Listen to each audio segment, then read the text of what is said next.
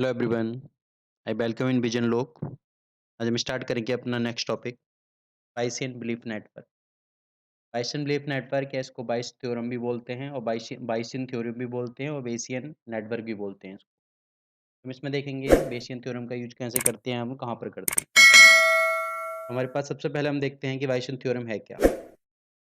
वो देखते हैं बाइस थ्योरम बाइसियन नेटवर्क या बेसियन नेटवर्क भी बोलते हैं इसको। तो इसको हम बोला जाता है कि इसके कुछ अलग अलग और भी नाम आते हैं, जिसको हम जैसे हम बोलते हैं इसको,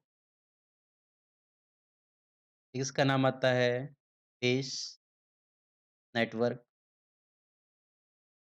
और इसको बोला जाता है बिलीफ नेटवर्क भी बोला जाता है इसको, बिलीफ नेटवर्क भी हम इसको बोलते हैं। बेसियन मॉडल भी बोला जाता है इसको, बेसियन मॉडल। इसके मल्टीपल अलग-अलग टाइप के नाम आते हैं, कोई नॉलेज मैप भी कहीं-कहीं बोला जाता है। तो ये है क्या? तो ये बेस है हमारी जॉइंट प्रोबेबिलिटी डिस्ट्रीब्यूशन के ऊपर और कंडीशनल प्रोबेबिलिटी के ऊपर। तो ये जो हमारी आती है बेस्ड ऑन ऑलरेडी हम कंडीशनल प्रोबेबिलिटी पढ़ चुके हैं। ये हमारी आती है joint probability distribution. Joint probability distribution and conditional probability.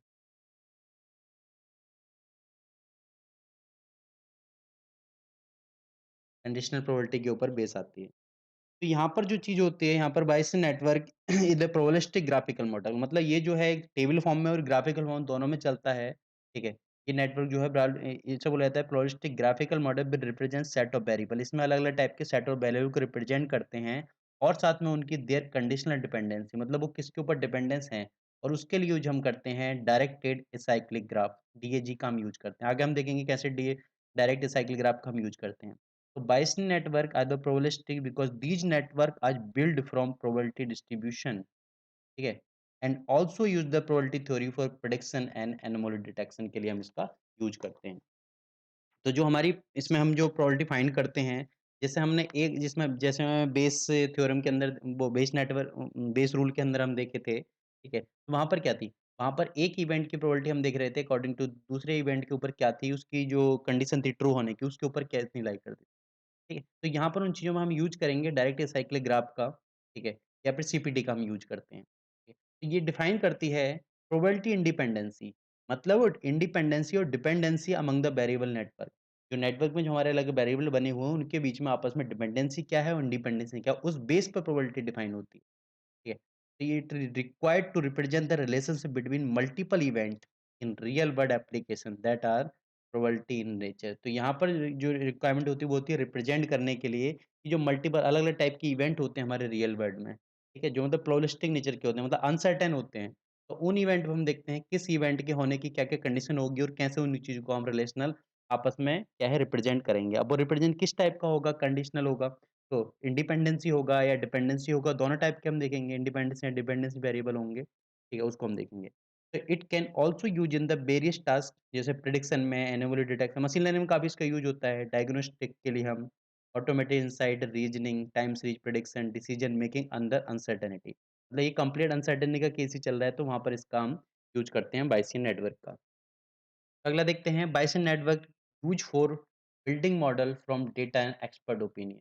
तो ये हमारे 2 टाइप से इसको हम बायसियन नेटवर्क को दिखाते हैं। सबसे पहला आता है हमारा directed acyclic graph. Directed acyclic graph हमारा होता है, तो डायरेक्टेड एसाइक्लिक ग्राफ में हमारी चीज़ होती है कि एक जो इवेंट है, ठीक है? दूसरे इवेंट से कनेक्ट होता है। यहाँ पर नंबर ऑफ वेरिएबल्स होते हैं, रैंडम वो होंगे क्या होंगे, एक वेरिएबल दूसरे वेरिएबल्स के साथ कनेक्ट होगा। जैसे मैं बात करूँ कि मेरे पास एक वेरिएबल है यहाँ पर, जैसे एक एग्ज़ाम्पल ले ले रहे हैं कोई एग्ज़ाम्पल लें, ठीक है, हम एग्ज़ाम्पल ले रहे हैं रेनी सीज़न का।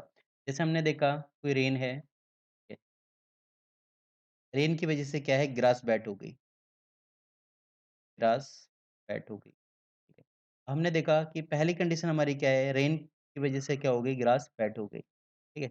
लेकिन अब ज़रूरी नहीं कि रेन की वज़ह से ग्रास वेट हुई हो, हमारी स्प्रिंकलर की वज़ह से भी हो सकती है, स्प्रिंकलर का यूज़ किया गया हो, इस वज़ह से भी ग्रास वेट हुई हो। ठीक है? तो ये जो दोनों वेरिएबल है, ये क्या गया रेन और ग्रास डायरेक्टली डिपेंडेंट है, लेकिन रेन और स्पेंगल का कोई रिलेशन यहाँ पर नहीं है। तो ये हमारे क्या बोले जाते हैं इंडिपेंडेंस, और ये हमारी डिपेंडेंस। तो इस टाइप से एक साइक्लिक ग्राफ बनता है यहाँ पर, ठीक है? डायरेक्टेड एसाइक्लिक ग्राफ बनता है यहाँ पर।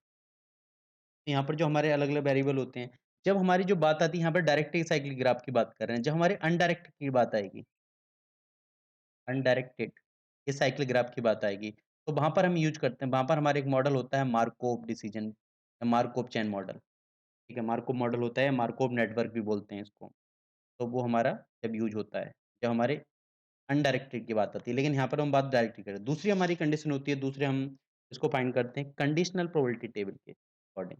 कंडीशनल प्रोबेबिलिटी टेबल के अकॉर्डिंग इसको हम देखते हैं, तो generalised form of Bayesian adder that represent solve decision problem under the uncertain knowledge is known as influence diagram. तो इन्फ्लुएंस डायग्राम के थ्रू हम इस चीज़ को रिप्रेजेंट कराते हैं और देखते हैं क्या होता है। तो इसमें हमारी जो चीज़ होती है बायेसियन नेटवर्क ग्राफ के अंदर यहाँ पर 2 चीज़ें होती हैं नोड और आर्क,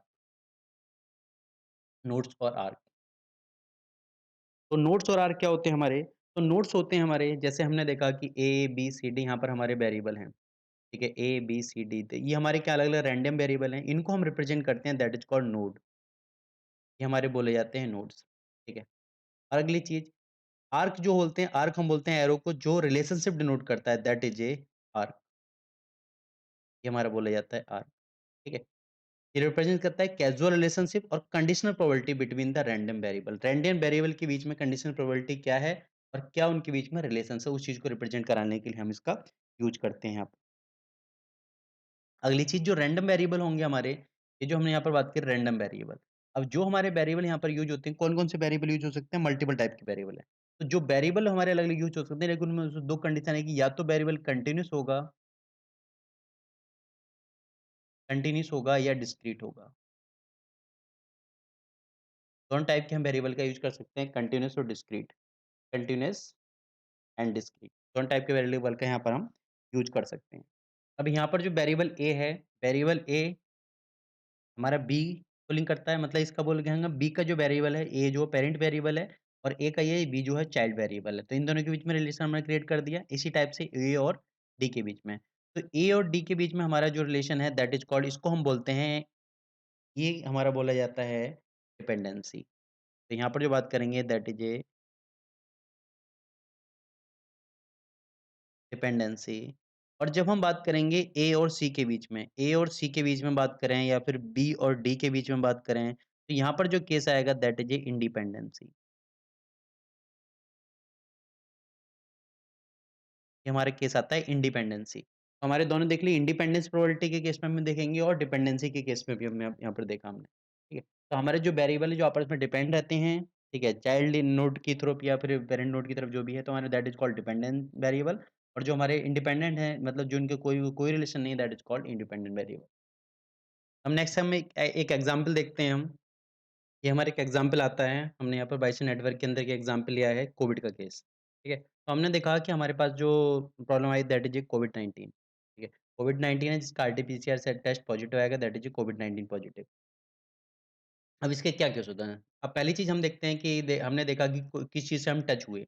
मतलब टच हुए कैसे इन्फेक्टेड पर्सन हो सकते हैं, हमने हाथ को अपने टच किया या फिर कहीं भी किया तो उसका केस हमारा आता है कि उसकी वजह से क्या हो सकता है हमें कोविड-19 पॉजिटिव हो सकते हैं। दूसरी क्या आती है ब्रीथिंग, मतलब हमने मास्क हटाया है जिस वजह से भी हमारी ब्रीथिंग के थ्रू हमारा वायरस अंदर गया और उसकी वजह से हमें क्या हो कोविड-19 हुआ।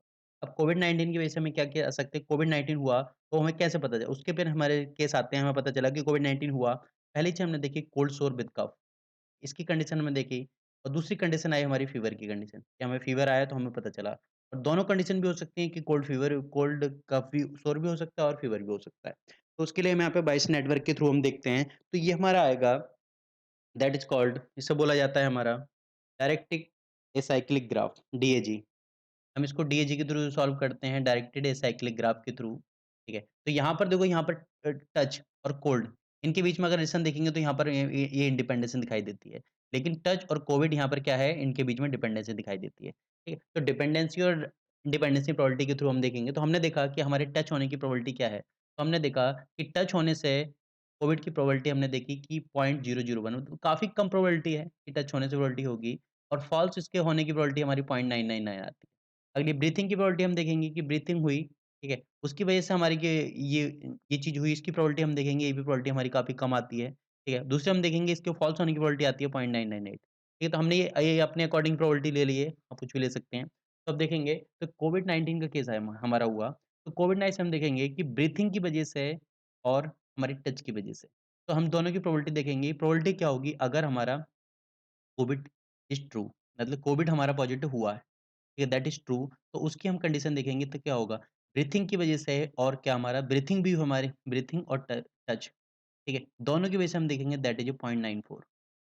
अगली चीज़, सिर्फ़ हमारा ब्रीथिंग हुआ है लेकिन टच नहीं हुआ है, तो हमारा 0.95, ठीक है। हमारा ब्रीथिंग नहीं हुआ है लेकिन सिर्फ़ टच हुआ है, टच की वजह से हम देखेंगे 0.69, और हम देखेंगे ना ब्रीथिंग हुआ है, ना हमारा टच हुआ है, तब भी हमारा हुआ है तो उसकी प्रोबेबिलिटी हमने ले ली 0.99, ठीक है। अगली चीज़ हमारी आती है प्रोबेबिलिटी ऑफ फ़ॉल्स होने की प्रोबेबिलिटी क्या होगी हमारी? हमारी थोड़ी-सी गलत आ गई यहाँ पर, और 0.5 होगा, और यहाँ पर हमारा होगा अप्रॉक्सिमेट। तो इसको देखेंगे, हमें कैलकुलेट करना है, calculate the probability of Covid, Covid की आरटी-पीसीआर की पॉजिटिव आने की प्रोबेबिलिटी क्या है विद एफ, मतलब फीवर और सोर दोनों के साथ।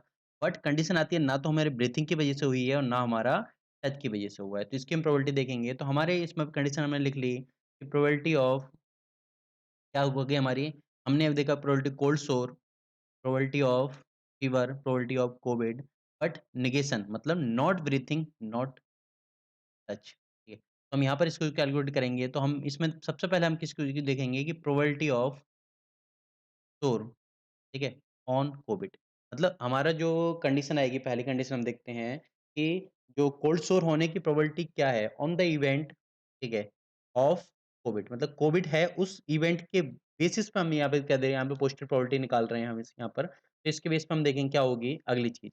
हम देखेंगे फीवर के केस में क्या होगी, अगर हमारा फीवर है ऑन द, हम इसकी प्रोबेबिलिटी देखेंगे जो हमारा एविडेंस है, एविडेंस ऑफ सी, मतलब कोविड के केस में मल्टीप्लाई। अगली चीज हम देखेंगे प्रोबेबिलिटी ऑफ कोविड की प्रोबेबिलिटी क्या है, बट ये हमारी चीज़ आएगी ना ही ब्रीथिंग हुई है, ना ही हमारी टच हुआ है। अगली चीज़ हम देखेंगे प्रोबेबिलिटी ऑफ नॉट ब्रीथिंग और प्रोबेबिलिटी ऑफ नॉट टचिंग। इसकी हम प्रोबेबिलिटी निकालेंगे। तो इसके हम निकालने के लिए देखेंगे हमारा, अब जो हम कैलकुलेट करेंगे, तो कैलकुलेशन में हमारा आएगा, जैसे हमने सबसे पहले बात करी, तो प्रोबेबिलिटी ऑफ एस ऑन सी,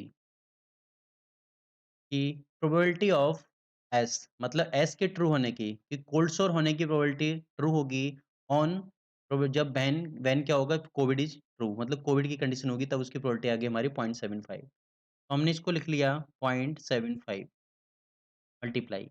अब हम क्या करेंगे, फीवर की प्रोबेबिलिटी देखेंगे ऑन कोविड, तो हमने देखा फीवर की हमारी आ गई फीवर की, तो कोविड का केस ट्रू कब है, कोविड का केस हमारा ट्रू यहाँ पर है, और फीवर के होने की प्रोबेबिलिटी हमारी ये आ गई, तो ये हमारी होगी 0.91। तो इसको हमने कैलकुलेट कर दिया 0.91 मल्टीप्लाई।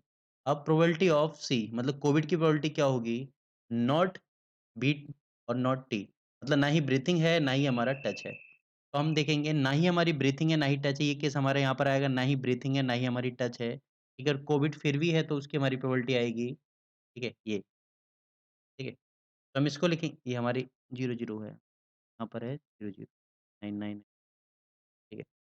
तो हमारी ये प्रोबेबिलिटी आएगी 0.001। अगली हम देखेंगे प्रोबेबिलिटी ऑफ नॉट ब्रीथिंग। तो ब्रीथिंग की हमारे ब्रीथिंग का केस हमारा ये आ गया। नॉट ब्रीथिंग की प्रोबेबिलिटी आ गई पॉइंट हमारी 998। तो हम इसको लिखेंगे 0.998 multiply probability of not touch. ना टच करने की प्रोबेबिलिटी हमारी कितनी आई 0.999, 0.999। अब हम इसको कैलकुलेट करेंगे, इसकी प्रोबेबिलिटी कितनी आएगी। तो जब कैलकुलेट करें तो अप्रोक्सीमेट इसकी प्रोबेबिलिटी आएगी, हम कैलकुलेशन यूज़ करते हैं 68045, ये हमारा फाइनल आंसर आएगा। तो हमारी जो प्रोबेबिलिटी होगी कितनी होगी? तो हमारी यहाँ पर प्रोबेबिलिटी आएगी कि कोविड है, फीवर भी है, और साथ में क्या है, कोविड की वजह से फीवर है, और फीवर और साथ में क्या है, कोल्ड सोर भी है, बट ना ही ब्रीथिंग की वजह से हुआ हुआ है, ना ही हमारे टच की वजह से हुआ है। तो उसकी कंडीशन हमने देखी, यहाँ पर ये आ गई। तो यहाँ पर क्या दिखाता है, बाइसेन नेटवर्क यहाँ पर आंसर देता है about the domain by using, जो हमारी वैल्यू है उसको यूज़ करके हमारे यहाँ पे बताता है कि क्या उसकी वैल्यू होगी। ठीक है? तो बाइसेन नेटवर्क इसको आंसर दे सकता है, can answer any query about the domain of using CAD, मतलब जो हमारे साइक्लिक नेटवर्क साइक्लिक ग्राफ आया था, हमारा डायरेक्ट साइक्लिक ग्राफ, उसका यूज़ करके हमारा बताता है ये कि हमारी जो प्रोबेबिलिटी है किस चीज़ की क्या होगी। तो ये था हमारे पास बाइसेन नेटवर्क। Thank you everyone.